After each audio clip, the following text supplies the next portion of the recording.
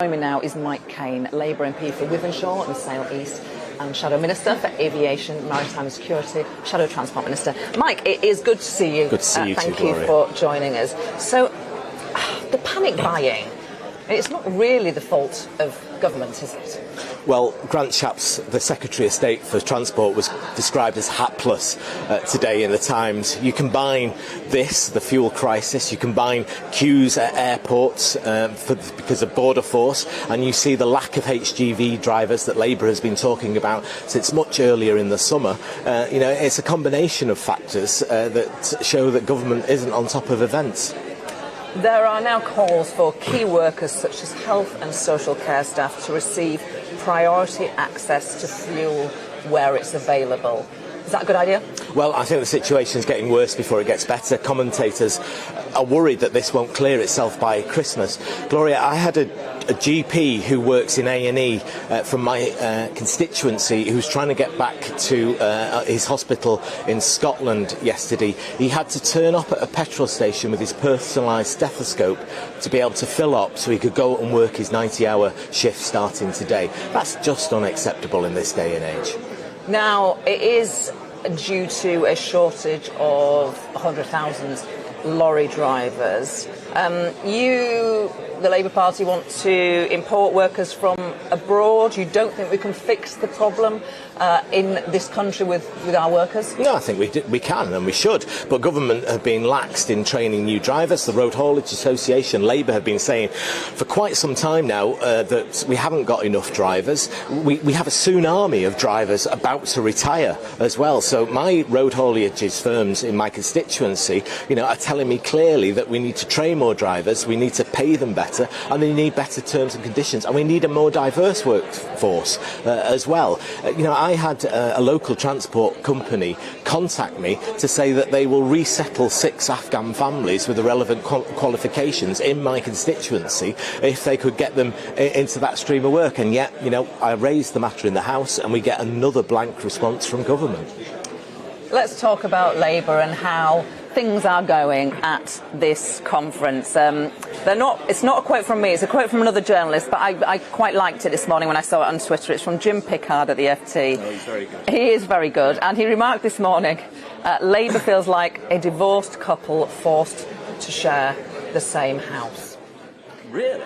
Is it just two wings fighting bitterly sometimes? Well, people don't vote for divided parties, but I think clearly this conference has shown the direction of travel that we're beginning to go in. I mean, if you looked at Rachel Reeves' speech yesterday, that sort of blend of ambition but fiscal responsibility is where we are headed. And parties of the centre left do not win elections unless they can reassure people that they are fiscally responsible and they will, make their lives better. And we've seen, in Germany that happen. And, I think we're on the journey back, and people are beginning to listen to what we've got to say with the policies that we're coming out with. The Labour Party, it's in the DNA really, just want to spend money.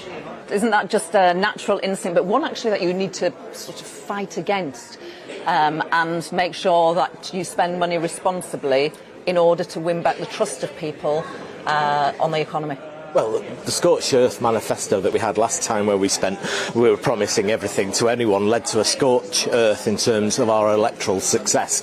We did very, very badly. I think now we are back on the track with Rachel and with what Keir is saying, that we are fiscally responsible, and ambitious. The £28 billion to tackle climate change year on year, that's at the top of voters' concerns, and I just think we're on the road back. I think we're beginning to say things about security, jobs, training that are beginning to chime with people. I know. Is the Labour Party at the stage where it can get a hearing rather than people are saying, yeah, definitely coming back next time? Are they just listening to you at the current time, Mike? I have a saying, Gloria, where when voters come to the polls every 5 years, they think about two things. Is the leader electable? Are they an alternative Prime Minister? Yes is the answer to that question with Keir Starmer. Will they be better off or worse off? I still think we're on a journey to convince them that they will be better off under a Labour government, but I think we've started that journey at this conference. There has been a YouGov poll, oh, yes. which has revealed that the vast majority of Brits say it's not acceptable for senior politicians to call their political opponents scum. Right. Well, it's happened this week. You don't need me to remind you. Is it language you would use? Well, as a sort of male politician, I don't police what female politicians say.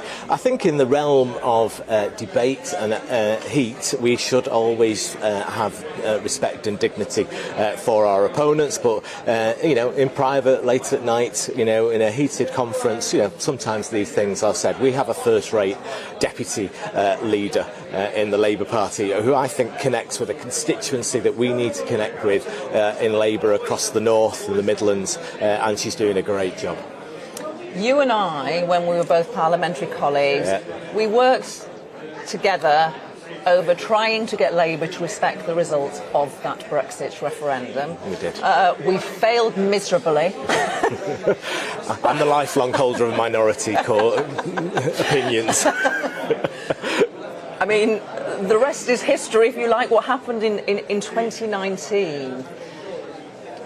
Those voters that voted to leave, lots of them working class voters who voted for the first time for the Tories, how do you heal the disrespect that they felt they had been dealt by the Labour Party during that referendum? Yeah, well, we went down a rabbit hole of second referendum, which you and I just didn't agree with. We read the writing on the wall with our constituents because we actually listened to them. My constituencies, you remember, with Insurance Say Lease, was 51% Remain, 49% leave. So you had to, exercise the judgment of Solomon in talking to people. But people made a decision, and we've got to respect that, and we've got to look for the opportunities. Politics is about giving people hope, lighting a candle in the gloom, putting your eyes on the horizon and taking people there. And, I will hold the government to account with the things that are going wrong around Brexit, but we've got to use it as an opportunity as well to grow our ports, our airports, our travel,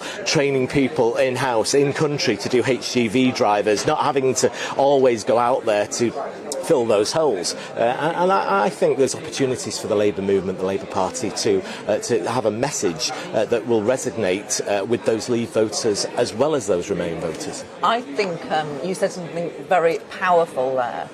I think voters who voted Leave would like to hear that sort of message about the opportunities for Britain now that we've left the European Union.